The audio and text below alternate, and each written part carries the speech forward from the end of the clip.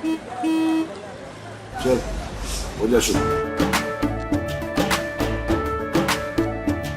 केसरिया से मन जोगी हुआ रे, दिल झूमे देखो मतवारा हुआ रे, दिल झूमे देखो मतवारा हुआ रे। हर पल मनाओ केसरी त्योहार। विमल बोलो जुबान केसरी।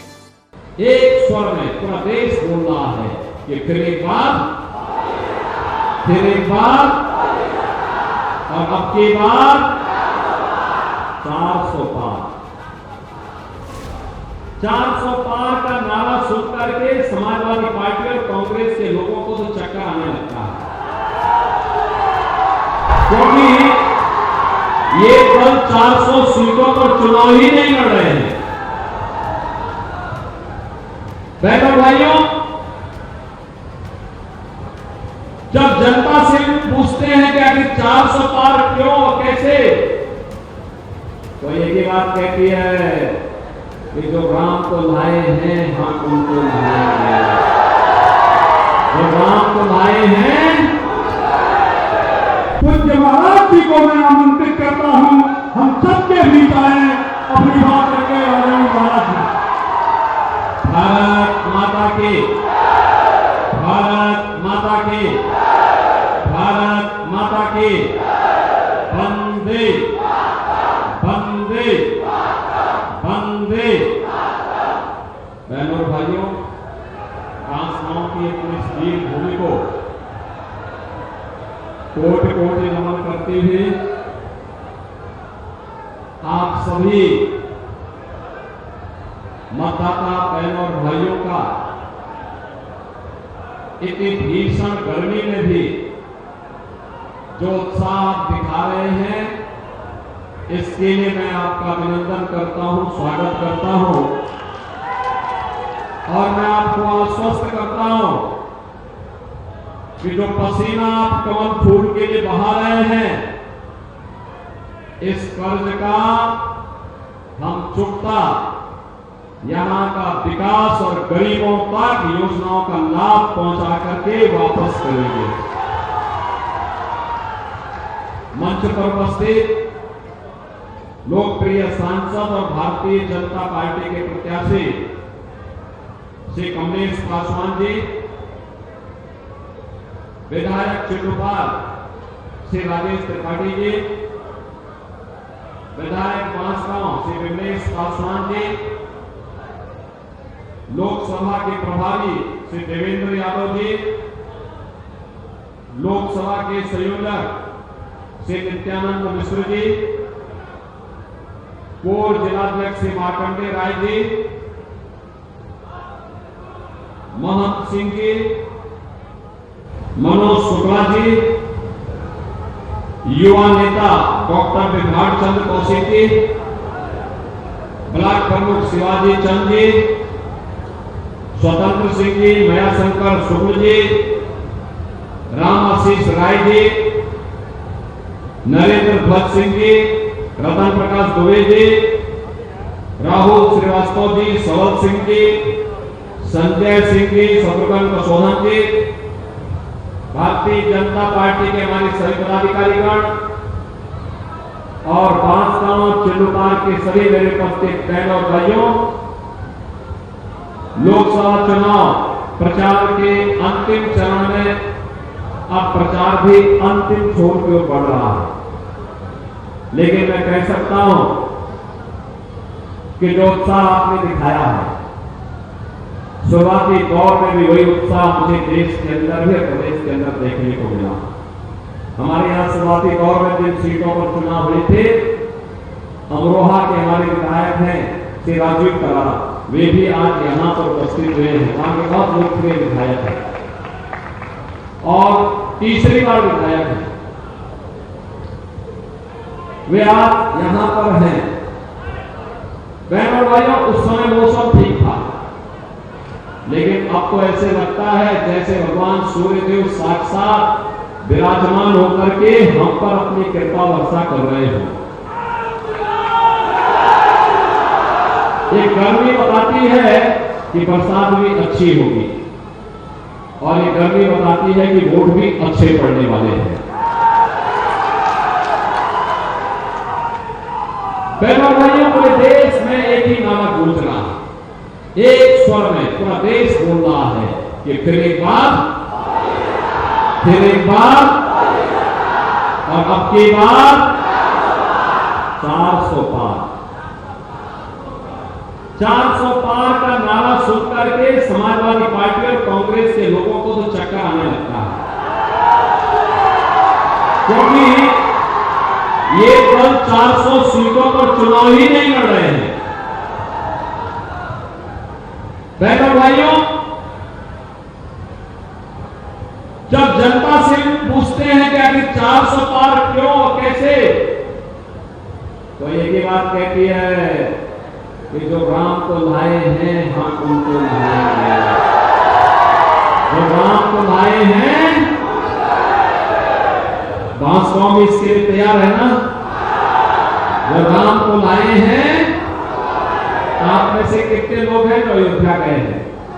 पूरा बांस कौम होने जा रहे हैं। जो बीच बीच में एक आध दो बचे होंगे, मैं राजेश त्रिपाठी जी से भी और विमलेश पासवान से भी कहूंगा कि चुनाव के बाद मौसम थोड़ा ठीक हो जाए, एक बार अयोध्या का इन सबको दर्शन करा करके एक बार फिर से लेकर एक नई अयोध्या। ऐसे लगता है जैसे प्रभु राम साक्षात विराजमान होकर के अपनी कृपा आशीर्वाद हम पर बरसा रहे हैं।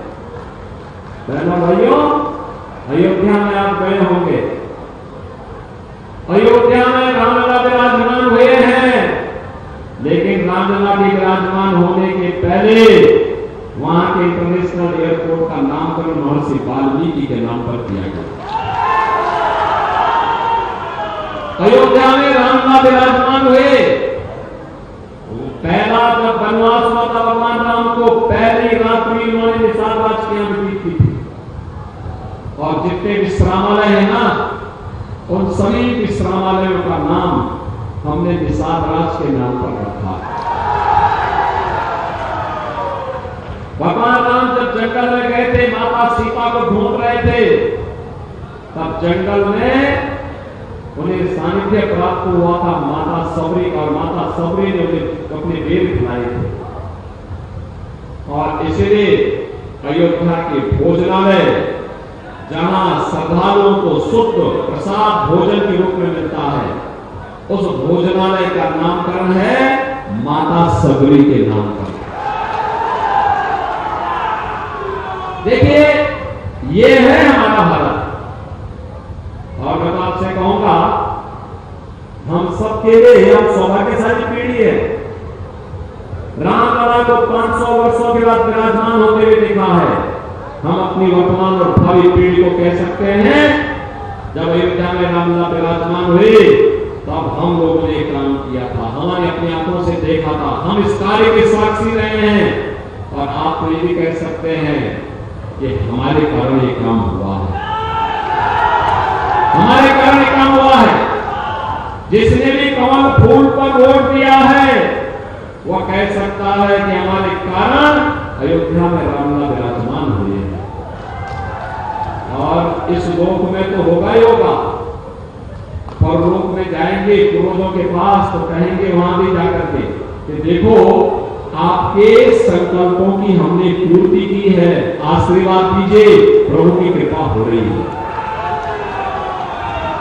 भाइयों, लोक और परलोक को सुधारने वाला कार्य है ये, और सचमुच 10 वर्ष में हमने बदलते हुए भारत को देखा, बदलते हुए भारत को देखा। एक ऐसा भारत जिस भारत ने दुनिया के अंदर अपनी एक नई पहचान बनाई है, एक ऐसा भारत जो दुनिया के अंदर अपनी एक नई पहचान बनाया है। अगर दुनिया के अंदर संकट आता है, तो दुनिया भारत की ओर देखती है, मोदी जी की ओर देखती है। एक सुरक्षित भारत। आज सीमा में घुसपैठ नहीं होती। कांग्रेस और समाजवादी पार्टी के सरकार के समय जो विस्फोट होते थे, जगह जगह आतंकी विस्फोट होते थे, आज वो समाप्त। अब तो पटाखा भी जोर से फट जाए तो पाकिस्तान पहले सफाई देता है, कहता साहब ये मैंने नहीं किया। उसे मालूम है अगर समय रहते सफाई नहीं की और कहीं से उसका नाम आ गया तो फिर उसका काम तमाम होना ही होना है। ये नया भारत है, छेड़ेगा नहीं, लेकिन अगर कोई छेड़ेगा तो उसको छोड़ेगा भी। ये कारण है ताकत के कारण, आपकी ताकत मोदी जी के साथ, देश की ताकत मोदी जी के साथ। आज एक कारण है, अभी मैं देख रहा था, अब आपको गोरखपुर जाना होगा, पौड़ी गांव से 10 मिनट की दूर जा रहे हैं। हमारी इच्छा है कि आज से 100 साल पहले हमारा दक्षिणांचल, गोरखपुर का दक्षिणांचल, यहाँ के लोग अपनी मेहनत से, अपने पुरुषार्थ से, इन्होंने बैंकॉक जाकर के, सिंगापुर जाकर के, लाओस जाकर के और दक्षिण पूर्व एशिया के देशों में जाकर के खूब मेहनत की, खूब पैसा कमाया। लेकिन अब समय आ गया है, किसी को बाहर नहीं जाना होगा। अब दुनिया आपसे नौकरी मांगने के लिए गोरखपुर में आएगी, 5 दिन में। इसके लिए कार्य हो रहा है, लगातार प्रयास हो रहा है। ये सड़क, ये बिजली, ये पानी, ये इसी के लिए तैयार हो रहा है। आज आप चाहिए ना, एक 4 लेन की कनेक्टिविटी आपको गांव को 2 लेन की कनेक्टिविटी के साथ जोड़ करके, कई हॉस्पिटल, कई फायर स्टेशन की स्थापना, ये सब इसी का हिस्सा है। बहनों भाइयों, सरकारें पहले भी चुनते थे, जाति के नाम पर अगर हम बढ़ेंगे तो वह हम लोगों का वर्तमान तो खराब करेगा ही करेगा, पीढ़ियों का भविष्य भी खराब करेगा। और यही होता था, विकास क्यों नहीं होता था? पैसा तब भी, प्रदेश वही है, देश वही है, पैसा तब भी था, लेकिन सोच नहीं थी।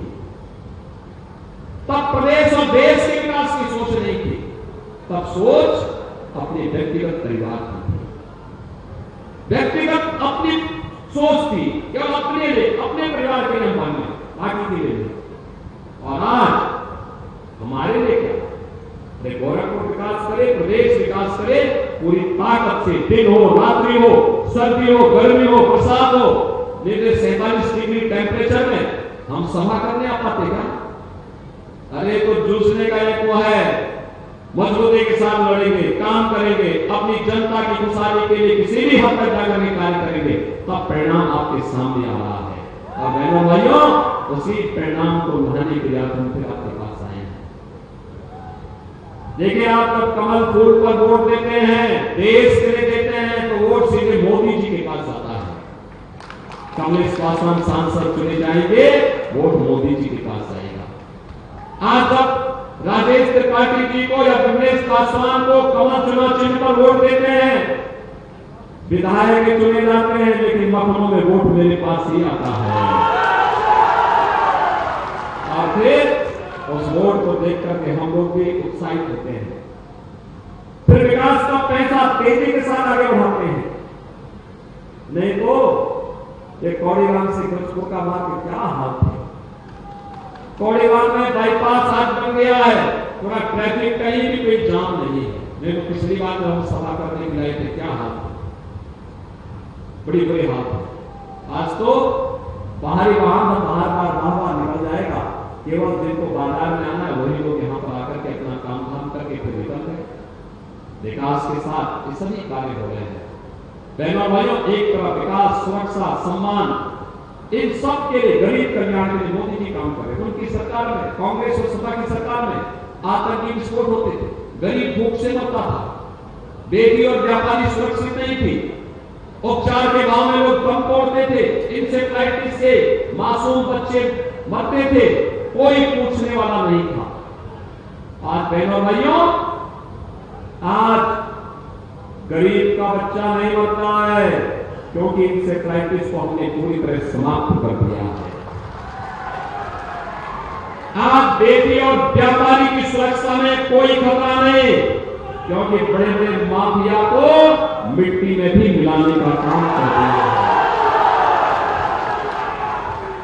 आज गरीब को राशन दिया जा रहा है, गरीब के लिए फ्री में उपचार की व्यवस्था हो रही है। और मोदी जी ने घोषणा की है 4 जून को जब फिर एक बार मोदी सरकार बनेगी तो 70 वर्ष से ऊपर के प्रत्येक बुजुर्ग को, मोहन सिंह जी आपकी उम्र कितनी हो गई? 75-76 साल हो गए हैं? 75 साल। तो ये 70 साल से ऊपर के हर एक बुजुर्गों को 5 लाख रुपए का फ्री में उपचार की व्यवस्था हर साल होगी, हर साल होगी। 4 करोड़ गरीबों के मकान बने हैं और बाकी जितने बचे हैं ना, जितने बचे हैं उन सबका अगले 5 वर्ष के अंदर एक एक मकान बन जाए। बहनों भाइयों, वहां विकास भी है, गरीब कल्याण भी है, सुरक्षा भी है, सम्मान भी है। और कांग्रेस और समाजवादी पार्टी क्या कहती है? कहती है आएंगे तो पर्सनल लॉ लागू करेंगे। पर्सनल लॉ का मतलब जानते हैं ना? पर्सनल लॉ का मतलब है ये आपकी बेटी स्कूल नहीं जा सकती, महिलाएं ऑफिस या बाजार नहीं जा पाएंगी, बुर्का पहन करके घर में करना पड़ेगा, तब तक सुबह के रहना पड़ेगा। भारत बाबा साहब भीमराव अंबेडकर के द्वारा बनाए गए संविधान से चलेगा। भारत किसी सरकार के कानून से नहीं चलेगा। यह भारतीय जनता पार्टी, ये कांग्रेस और समाजवादी पार्टी के लोग बाबा साहब भीमराव अंबेडकर का अपमान करते हैं और इसीलिए कह रहे हैं हम पर्सनल लॉ लागू करेंगे। ये कहते हैं आएंगे गरीबी हटा देंगे।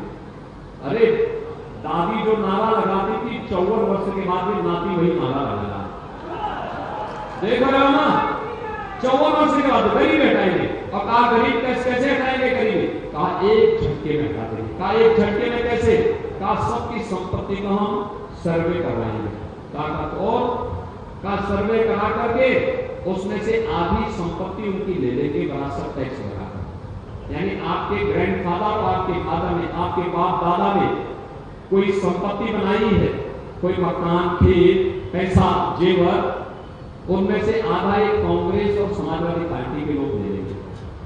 आप बताओ 4 कमरे का कोई घर आपका है, आपके बाबा ने बनाया है, ये लोग आएंगे अगर तो कहते हैं हम 2 कमरा ले लेंगे और 2 कमरा लेकर के उसमें पाकिस्तान या बांग्लादेश के किसी घुसपैठी मुसलमान को बसा देंगे। अरे देखो क्या पाप करना चाहते हैं, क्या आप इसको स्वीकार करेंगे क्या? अरे इनके अंदर आप औरंगजेब की आत्मा घुस गई है। औरंगजेब ने हिंदुओं पे एक टैक्स लगाया था, उसका नाम था जजिया कर। औरंगजेब कोई शरीफ मुसलमान ने अपने पुत्र का नाम औरंगजेब नहीं रखा, क्योंकि औरंगजेब ने सबसे पहले अपने भाई की हत्या की, फिर अपने बाप को कैद कर दिया था। उसका बाप का नाम था शाहजहां। वह आगरा का जो ताजमहल है इसी शाहजहां ने बनाया था। शाहजहां लिखता है औरंगजेब के बारे में, कहता है कि दुष्ट औरंगजेब तुझ जैसा जल्लाद पुत्र किसी को पैदा न हो, तुझसे अच्छे तो हिंदू हैं जो जीते जी अपने बड़े बुजुर्गों का सम्मान करते हैं और मरने के बाद श्राद्ध और पितरों का तर्पण देकर के उनको जल देने का काम करते हैं। और कहते हैं उसको भी तूने तो मुझे एक एक बूंद पानी के लिए तरसाया है। बहनों और भाइयों, ये कांग्रेस का विरासत टैक्स औरंगजेब का जजिया कर है। जजिया कर, ये जजिया कर हिंदुओं पे लागू होता था।